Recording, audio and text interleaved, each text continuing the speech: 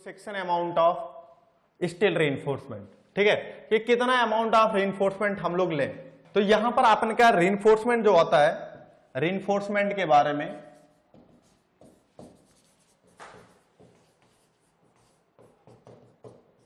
ठीक है।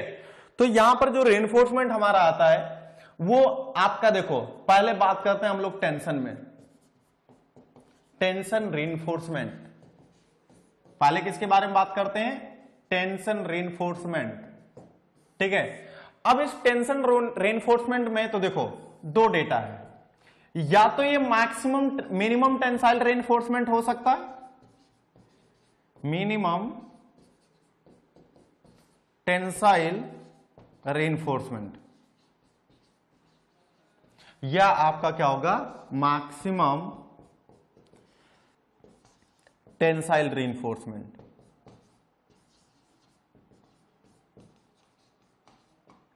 Maximum tensile reinforcement, ठीक है।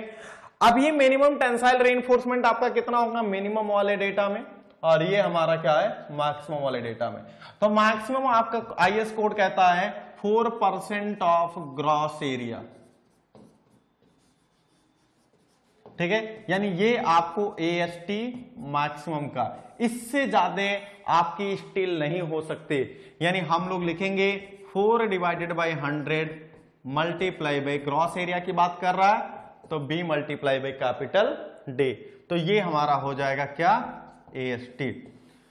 फर्दर अगर हम लोग यहां पर देखें, ठीक है, तो मिनिमम के केस में यहां पर हम लोग लिखते हैं AST divided by B into D is equal to 0.85 divided by F Y. तो ये डिपेंड करता है आपका किस पे, ग्रेड ऑफ स्टील पर, ठीक है। फर्दर अगर हम लोग देखें यहां पर, तो एक डेटा आपका हम लोग कंसीडर करके चलते हैं परसेंटेज में। परसेंटेज में अगर हम लोग लिखें AST divide by B into D is equal to 85.85 multiply by 100 और डिवाइडेड बाई एफ वाई। तो मिनिमम स्टील आपको इतना होना ही चाहिए। अब देखो पहली बात, रिक्वायरमेंट ऑफ मिनिमम स्टील हम लोग क्यों प्रोवाइड करें, तो यहां पर हम लोग लिख रहे हैं requirement of minimum tensile steel, कि हम लोग क्यों प्रोवाइड करें मिनिमम टेंसाइल रीइंफोर्समेंट, नहीं करेंगे तब क्या होगा। तो सबसे पहले हम लोग लिख रहे हैं to take care the effect of, to take care the effect of, to take care the effect of पहला पैरामीटर क्रीप, क्रीप की वजह से भी आपकी क्रैकिंग आएगी, श्रिंकेज, थर्मल यानी टेम्परेचर,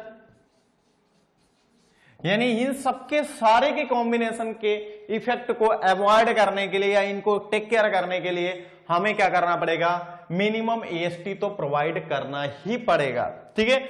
अब वो मिनिमम एएसटी, तो यहां पर मैं एक साइड लिख दे रहा हूं, ध्यान रखना ये इंपॉर्टेंट है। यहां पर एक साइड में लिख रहा हूं grade of steel, grade of steel, और यहां पर लिख रहा हूं परसेंटेज ऑफ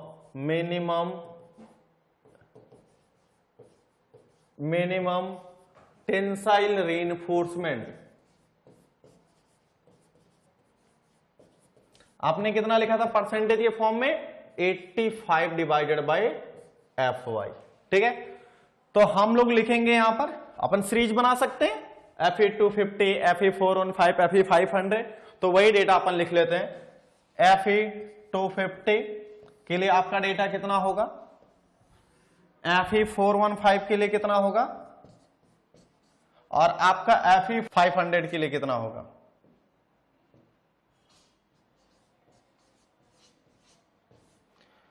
तो यहां से अगर हम लोग फर्दर देखें तो ये जो डेटा आ जाएगा अपना, वो कैलकुलेट कर लेते हैं, और ये डेटा आपको याद रखना, ध्यान रखना। तो यहां पर अगर हम लोग बात करें, ये आपका आ रहा 0.34%, ठीक है, और ये आ जाएगा आपका 0.2048%, और ये हो जाएगा आपका 0.17%, ठीक है, तो मिनिमम परसेंटेज ऑफ स्टील आपको प्रोवाइड करना ही करना पड़ेगा, और किसके अनुसार प्रोवाइड करना पड़ेगा वो हम लोग डिफाइन करेंगे based on the grade of steel. ठीक है, तो ये सारा पैरामीटर हमारा हो गया। ठीक है, अब देखो, अब यहां पर देखते हैं। अच्छा, अभी हम लोगों ने बात किया टेंसाइल रीइंफोर्समेंट में, तो यहां पर अगर हम लोग बात करें कंप्रेशन रीइंफोर्समेंट में, कंप्रेशन रीइंफोर्समेंट में अगर हम लोग बात करेंगे तो maximum ASC is equal to 4% of gross area, किसके 4%, 4 divided by 100 multiply by B into capital D। ठीक है, तो यानी ये वैल्यू आपकी इतनी होनी चाहिए। अब अगर आप ध्यान दोगे तो maximum area of steel in tension zone में अपन ने 4% किया था, और यहां पर कंप्रेशन भी कर रहे हैं। ठीक है, तो इसके इफेक्ट के लिए, ठीक है, तो यहां पर मैं लिख रहा हूं note, to avoid the effect of creep and shrinkage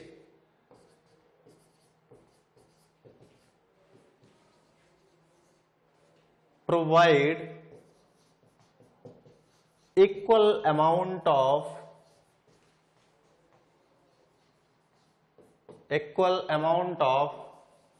compression and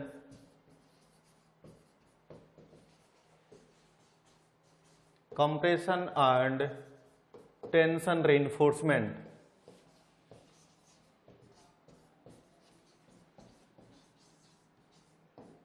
क्या करेंगे, कंप्रेशन और टेंशन रेनफोर्समेंट हम लोग क्या करते हैं, इक्वल अमाउंट, इसीलिए ASC maximum is equal to, यहां पर अगर हम लोग लिखें ASC मतलब compressive steel is equal to AST maximum is equal to 4% of gross area. ठीक है, दोनों के केस में हमारा क्या है, मैक्सिमम डेटा है। क्लियर है इतना? चलो ठीक है, इसके बाद अगर हम लोग देखें और थोड़ा सा डेटा, तो यहां पर लिखा हुआ the amount of steel reinforcement should provide the requirement of the tensile force T, मतलब टेंसाइल फोर्स के बारे में बात कर रहे हैं, to resist the force factored moment MU of the beam, यानी जो आपकी फैक्टर्ड मोमेंट टेंशन जोन में आपका आ रहा, उसको रेजिस्ट करने के लिए हमको टेंसाइल रीइंफोर्समेंट प्रोवाइड करना पड़ेगा। ठीक है, next thing, it should be also satisfied the minimum and maximum, this is very important, minimum and maximum percentage of steel. ठीक है, तो ये जो मिनिमम परसेंटेज ऑफ स्टील और मैक्सिमम परसेंटेज ऑफ स्टील है, ये कितना होगा, this is also very important. ठीक है, तो यहां पर लिखा था मिनिमम रीइंफोर्समेंट, इसका फंक्शन हमने जो अभी पढ़ा था वहां पे, minimum reinforcement AST is provided for creep, shrinkage, thermal and other environmental requirements respective strength requirement. ठीक है, तो मिनिमम स्ट्रेंथ आपको कितना चाहिए क्रैकिंग जोन में। ठीक है, तो उसके लिए भी अपन को मिनिमम प्रोवाइड करना पड़ेगा। Minimum reinforcement AST to be provided is a beam depends on the FY। ठीक है, तो बीम में जो आपकी ये AST मिनिमम होती है वो डिपेंड करती है AFY पर of steel and it's follow the relation, और ये क्लॉज नंबर आपका इतना है ऑफ IS 456 का। ठीक है, तो यहां पर आपको दे रखा है AST divided by BD multiply by 0.85 divided by FY। ठीक है, अगर हम लोग इसी चीज को परसेंटेज में लिखें तो परसेंटेज में भी अपन लिख सकते हैं AST divide by BD is equal to 85 divided by FY। Clear है यहां तक?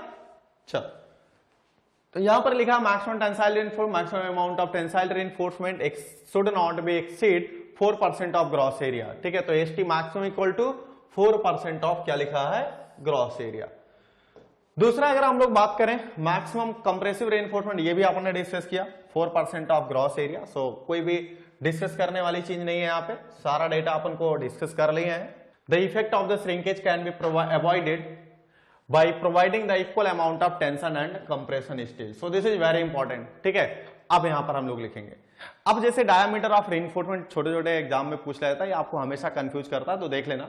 ठीक है, कि आपका जो available of the different diameter of bar according to IS 456 2000, 6 mm, 8 mm, 10 mm, 12 mm, 14, 16, 18, 20, 22, 25, 28, 30, 32, 60, 36, 40 mm, ये इतने सारे सीरीज की आपकी रेनफोर्समेंट अवेलेबल है, ठीक है, अकॉर्डिंग टू IS 4562,000, ठीक है।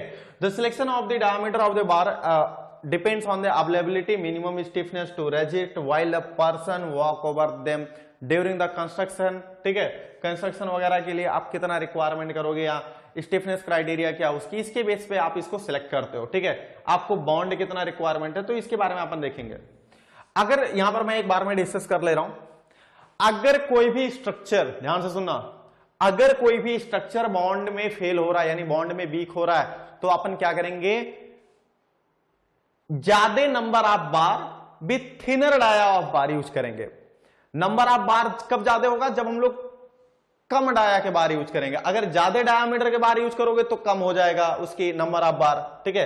तो थिनर बार मतलब कम डाया वाले bar with multiple number of the bar, ठीक है। तो ज्यादा number of bar with lesser dia, तो वहां पर हम लोग का हो जाएगा बॉन्डिंग के लिए। अगर आपका स्ट्रक्चर बॉन्ड में फेल हो रहा है तो आप नंबर ऑफ बार ज्यादा कर रहे हो विद लेसर डाया, ठीक है। तो ये हम लोग आगे प्रूव भी करेंगे। यहां पर क्या कह रहा है कि for the normally the diameter of the for the main tensile bar, जो हमारी मेन टेंसाइल बार होती है उसको हम लोग 12 mm, 16 mm और 32, 22, 25, 32 mm यूज करते हैं। ये जनरली आपका एक्सपेक्टेंस क्राइटेरिया है, ठीक है।